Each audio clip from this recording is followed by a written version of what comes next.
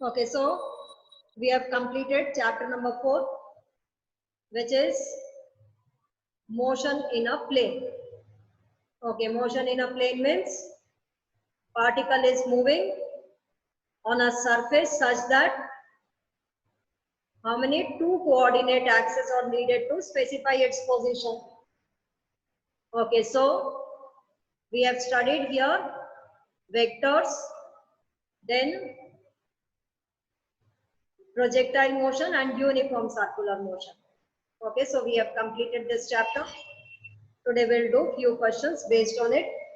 Okay, everyone has NCERT book along with you. Keep your NCERT book with you. If you haven't, I will give you 30 seconds to bring your book. Bring your book, NCERT book. We'll do few questions from the book.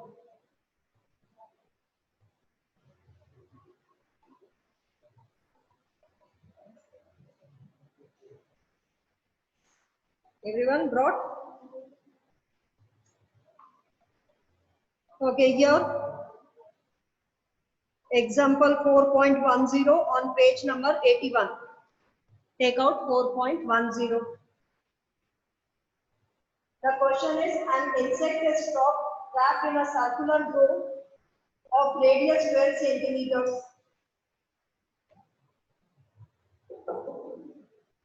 Okay, of radius 12 centimeter. Along the groove steadily, it's moving along the groove steadily and completes 7 revolutions in 100 seconds. What is its angular speed? Okay, here it is given that example 4.10. Okay, this is the solved example. Given that the radius is 12 centimeter and it is making 7 revolutions in 100 seconds. 7 revolutions in 100 seconds. Okay, so what does it mean? What is this quantity? 7 revolutions in. Number of revolutions per second we know is frequency. So it means what is this? This is the frequency. Frequency is given as 7 revolutions per second. Okay, so this is per second, or you can write down as hertz. 7 by 100 is the frequency. Okay, now here you have to find out the angular speed. Angular speed is omega. With the direction we call it as angular velocity. So omega is the angular speed. Okay, so we know that omega is equal to 2 pi into u. 2 into 22 upon 7 into 7 by 100. This cancels out. Okay, here 44 upon 100, that is 0.44 radian per second is its angular speed. So angular speed is 0.44 radian per second. Okay, then you have to find out linear speed. Linear speed means we know that V is equal to omega into R.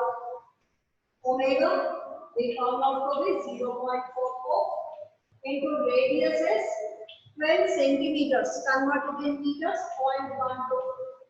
So you can simplify and this will be in meter per second. So you'll get the answer in meter per second. The next is the acceleration vector of constant vector. Okay, acceleration vector is asked. Uniform, it's given that the insect is crawling steadily. Steadily means with a uniform speed. With a uniform speed means covering equal distances in equal intervals of time. That is uniform circular motion. Okay, we know that which acceleration does it possess in uniform circular motion? Centripetal acceleration. Only centripetal acceleration is possessed.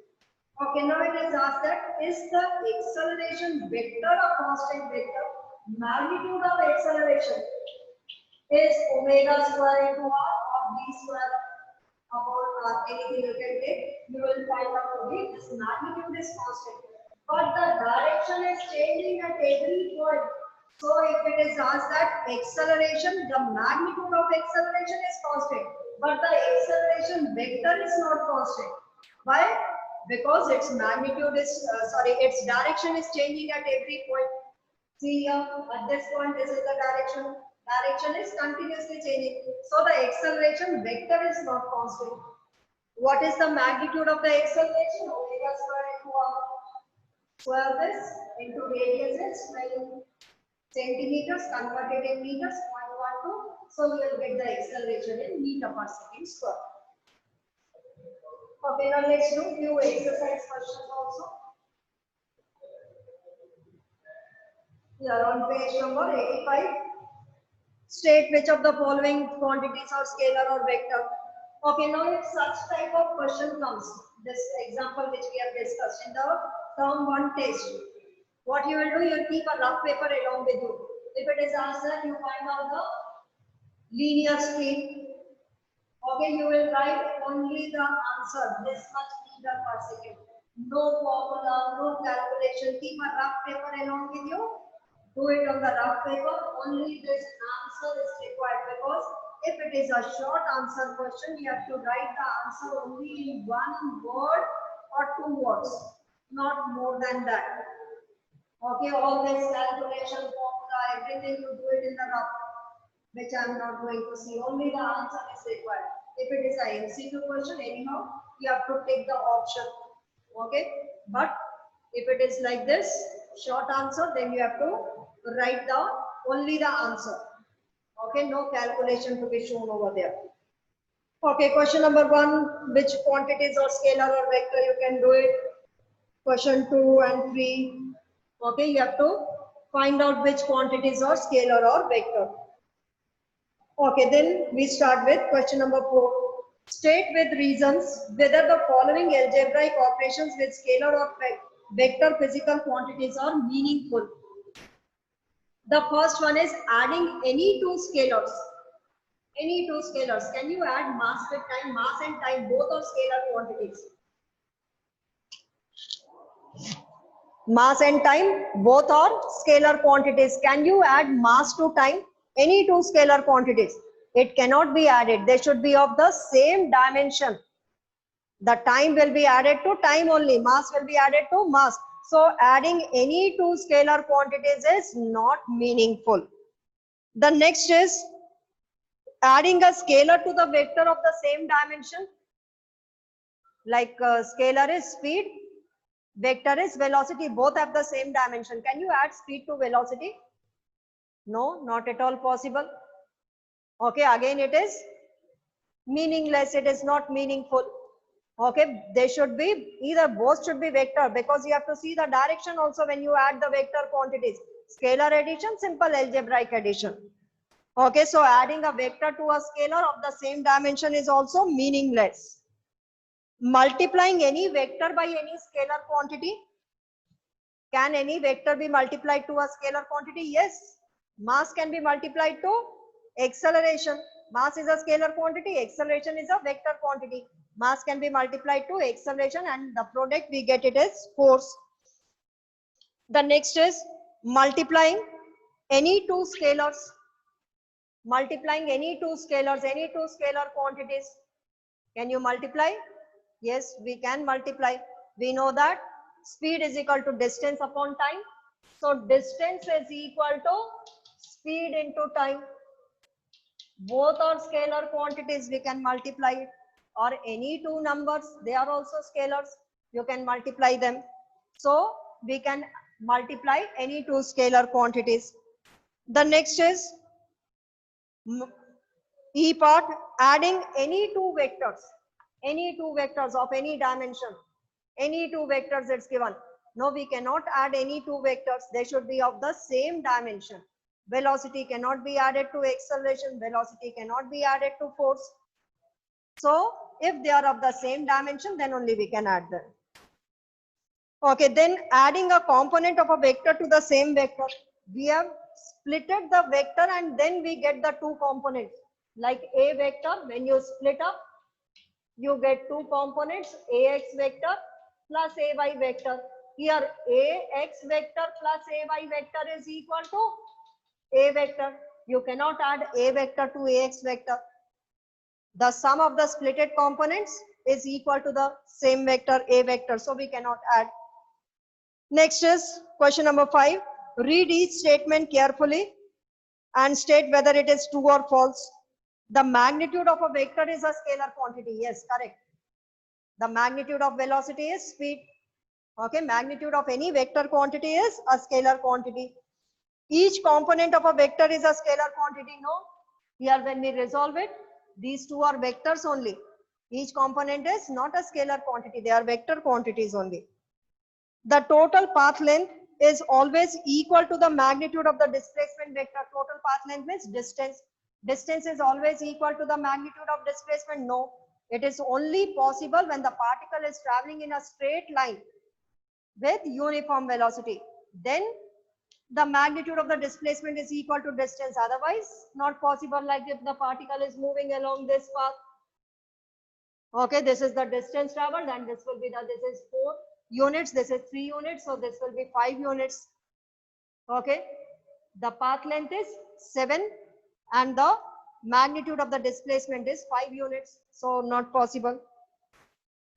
The next is the average speed of a particle, which is defined as total path length divided by the total time, is either greater or equal to the magnitude of the average velocity for the same plane. Okay, so yes, it is correct. The average speed, which we define it as total distance upon total time, and average velocity is defined as total displacement upon total time. Okay, as the distance can be equal or greater than the magnitude of displacement. So the average speed can be equal or it will be greater than the magnitude of average velocity. Next is 3 vectors not lying in a plane can never add up to give a null vector. 3 vectors which are not lying in a plane, if they are lying in the same plane, like in the plane of board, then they can give resultant vector as 0. Like A, B and C, all taken in the same order. A plus B plus C is equal to 0. But here these 3 vectors are lying in the same plane. If they are not lying in the same plane, let A and B vectors are in the plane of the board and let this C vector is this chalk one coming out of the board. This is the C vector coming out of the board. So A plus B vector will be this. Okay, this is the resultant vector, and R vector plus C vector will be some other vector. They can never add up to give null vector if they are not lying in the same plane. Their resultant can never be equal to 0. If they are lying in the same plane, then their resultant can be equal to 0. Okay, leave the question number 6 and 7. That is the mathematics part. Okay, question number 8. 3 girls skating on a circular ground of radius 200 meter start from a point P on the edge of the ground. Okay, and reach a point Q diametrically opposite to P following different paths. What is the magnitude displacement vector for each? For which girl is the actual path length equal to the magnitude of displacement? Okay, so here in the question it is given that 3 girls are moving along different paths, but the displacement of all the 3 girls is the same.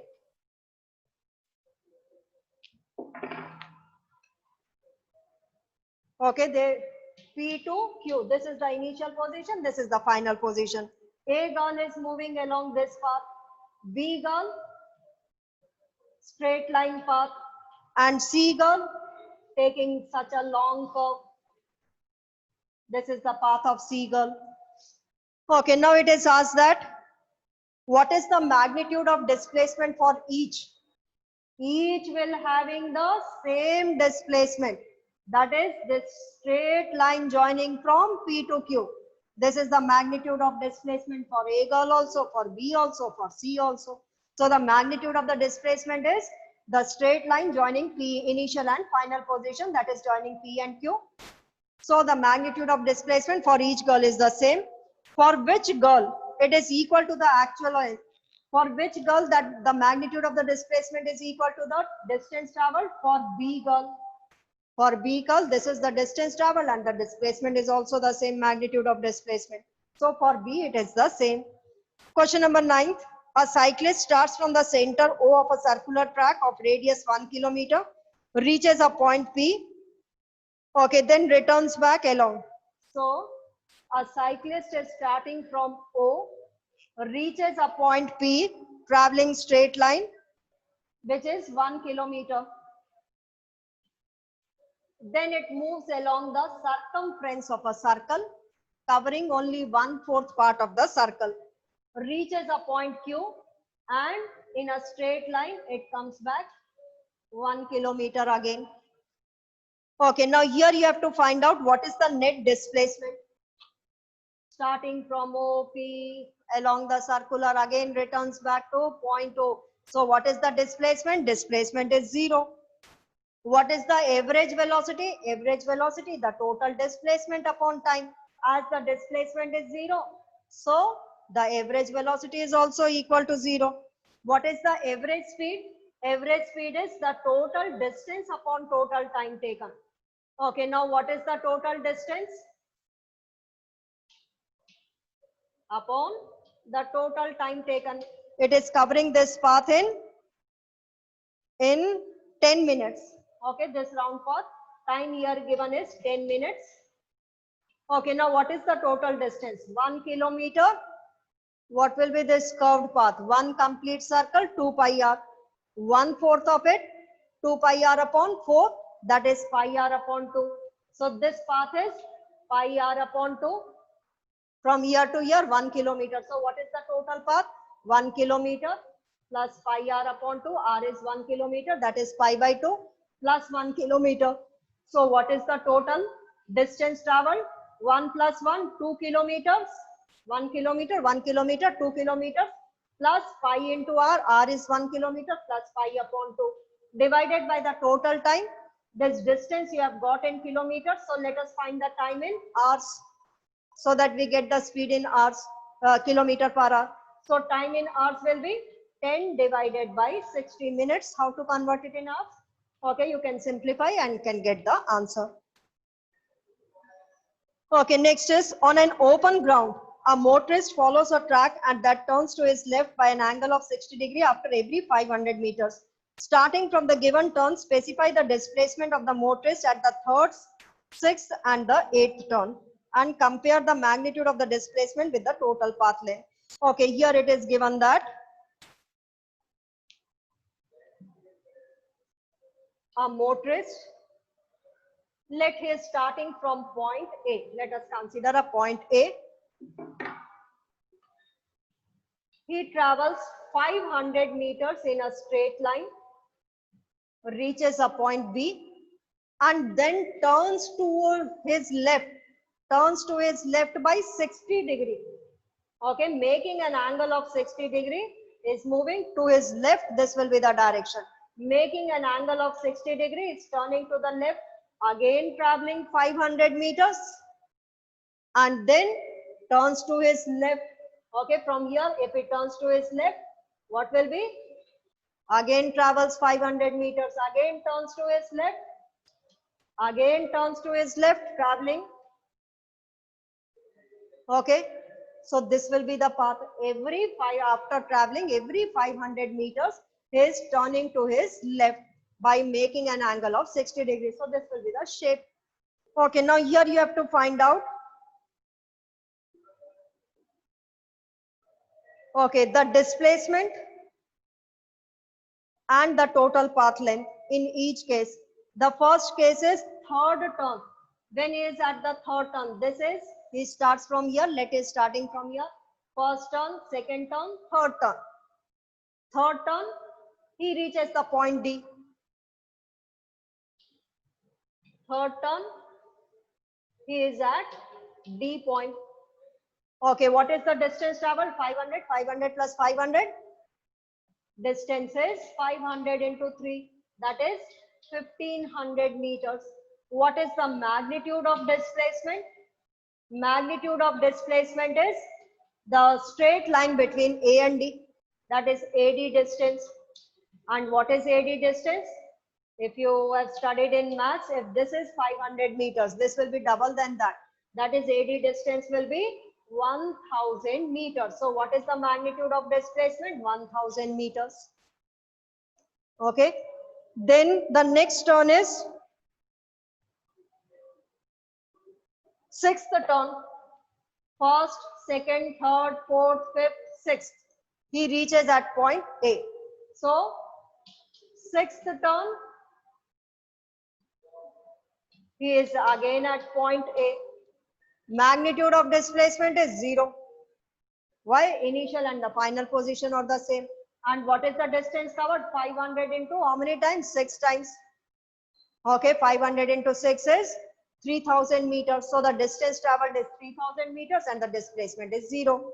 The next is 8th turn. 6th turn is here, 7th turn is here, 8th turn. 8th turn, he'll be at point C.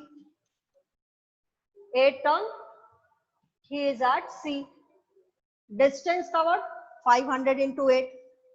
Magnitude of displacement, this AC distance. Magnitude of displacement is AC distance. Now how to find out the AC distance? Use the parallelogram law of vectors. Okay, the magnitude AC square is equal to 500 square plus 500 square plus 2 into 500 into 500 into cos of angle between them. P square plus Q square plus 2P into Q into cos theta. What is P over here? 500 square plus Q square, this BC distance, which is also equal to 500 square plus 2P into Q, 500 into 500 into cos of angle between them. What is the angle between these two? AB and BC, it is 60 degree.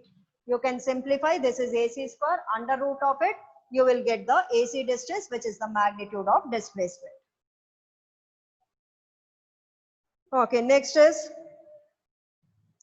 a passenger arriving in a new town wishes to go from the station to a hotel located 10 kilometers away on a straight road from the station. A dishonest cabman takes him along a circuitous path 23 kilometers long and reaches the hotel in 28 minutes. What is the average speed? Okay, so a person has to go from station to hotel, which if he goes along a straight line, it is only 10 kilometers away. Okay, but a dishonest cabman, he takes it along a circuitous path, which is 23 kilometers, so that he can get more money. This is what the cabmen are doing. So he takes it through his circuitous path 23 kilometers and reaches the hotel in 28 minutes. How much time does it take? Time is 28 minutes. Now here you have to find out the average speed of the taxi. Average speed is total distance upon total time. Total distance is 23 kilometers. Which path? Distance is 23 kilometers and the time is 28 minutes, which you can convert it in hours to get the speed in kilometer per hour. 28 minutes, 28 upon, okay, this is given as 28 upon 60. You will get it in hours. Okay, so 23 distance upon time is 28 upon 60. You will get the average speed. And what is the magnitude of the average velocity? Average velocity is displacement upon time. 10 kilometers upon the time taken is 28 by 60. So the average velocity will be 10 kilometers upon 28 by 60. You will get it in kilometers per hour. Are these two equal? Not at all. Okay, they are not equal. Question number 12 is, rain is falling vertically with a speed of 30 meter per second. A woman rides a bicycle with a speed of 10 meter per second in north to south direction. What is the direction in which she should hold her umbrella? Okay, so here it is given that rain is falling vertically downwards. Here you have to find out the relative speed of rain with respect to women, so that the direction could be found out and the direction in which she should hold her umbrella. This is VR, vertically falling with a speed of 30 meter per second. Okay, and the woman is traveling. Let this is north, south, east, west. Okay, on this plane we are drawing north, south, east and west. Rain falling vertically downwards, that is in this direction. Okay, from outwards of the board to going inwards, that is the velocity of the rain. Okay, as we cannot draw it on the two-dimensional figure. Let us consider this to be north, this to be south. Okay, now that woman is moving from north to south direction. North to south, the woman is moving with a speed of 10 meter per second. In which direction she should hold the umbrella? The same way as we have done for relative velocity in two dimensions.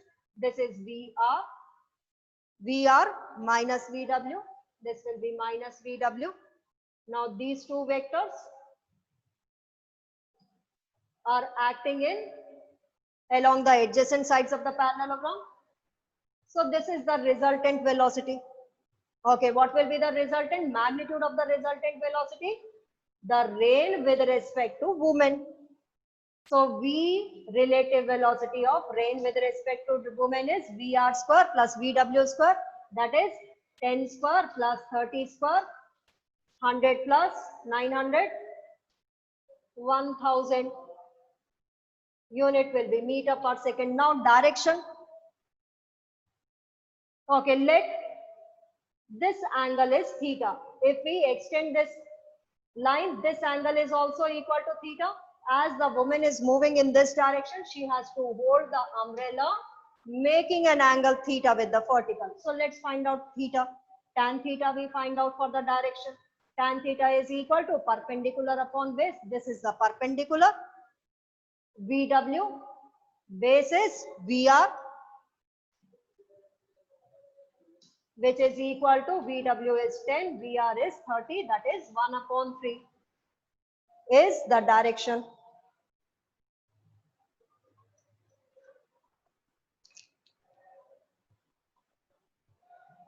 Okay, question number 13, 14, so many are there.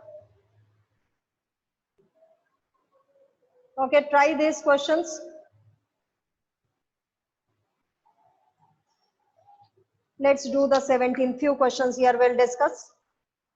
A stone tied to the end of a string 80 centimeter long. Question number 17 that is drilled in a horizontal circle with a constant speed. It makes 14 revolutions in 25 seconds. What is the magnitude and direction of acceleration? Uniform circular motion. Uniform circular motion means it will possess only centripetal acceleration. Magnitude of centripetal acceleration will be omega square into r. Okay, r is given as 80 centimeter, 0.8 meters. Now omega is 2 pi into nu. One question we had already done, the solved question. 2 pi into nu. What is nu over here? Frequency 14 revolutions in 25 seconds. So the frequency is 14 upon 25. Omega is 2 pi into 14 by 25. Acceleration is omega square into r. And what is the direction of acceleration? Towards the center of the circle. We know that as it is the centripetal acceleration, it will be always acting towards the centripetal. Question number 18 is an aircraft executes a horizontal loop of 1 kilometer with a steady speed of 900 kilometer per hour. Compare the centripetal acceleration with acceleration due to gravity. Centripetal acceleration v square upon r. V is given over here as 900. Okay, convert it in meter per second because you have to compare it with the acceleration due to gravity. That is, you have to find out the ratio of the centripetal acceleration to acceleration due to gravity. This we know is 10 meter per second square. So centripetal acceleration v square upon r, find it in meter per second square. So that g you can put it as 10 meter per second square. V here is given as 900 kilometer per hour. Convert it in meter per second. R is given over here as 1 kilometer. Convert it in meters. Then only you will get in meter per second square. 1 kilometer, 1000 meters. And then compare it, divide it. Take G to be 10. Whatever answer you get, divide it by 10. Okay, this way you can compare it. Okay, then take few questions which you have to do it. Question number 19, 20.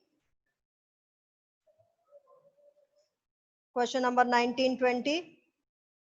And one question of non-uniform circular motion. Question number 31. Question number 31, which is for non-uniform circular motion. See, question number 31. A cyclist is riding with a speed of 27 km per hour As he approaches the circular turn, he applies brakes and reduces his speed at a constant rate of 0.50 meter per second every second. In 1 second, he is reducing the speed by 0.50 meter per second. So the tangential acceleration is 0.50 meter per second square. And the centripetal acceleration will be possessed because it's moving on a circular turn, which is v square upon r, and the net acceleration will be under root ac square plus at square, and you can find its direction also. Okay, only these questions. If still you have any doubt, tomorrow we'll discuss, and tomorrow we'll start with a new chapter. You can ask the questions. Okay, 1 minute, let me take your attendance.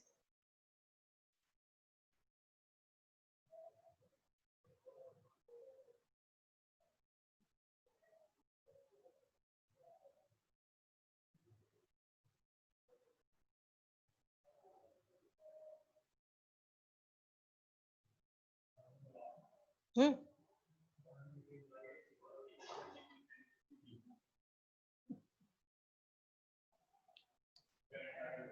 Hmm.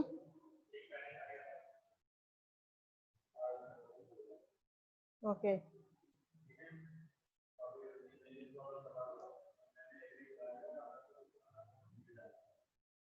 Hmm? Only we won't take the online. Okay. Just ठीक है coming soon.